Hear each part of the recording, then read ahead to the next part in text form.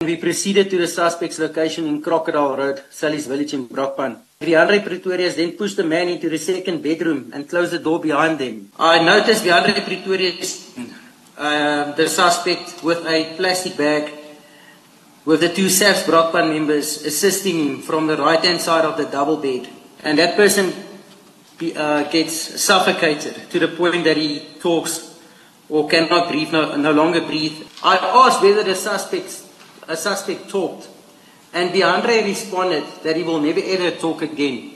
Chief Soup, Julius Mkwanazi, JD Mkwanazi arrived at the scene, and we were informed that this is the chief. JD Mkwanazi said that we needed to throw the suspect's body into a mine shaft or dump it into a dam.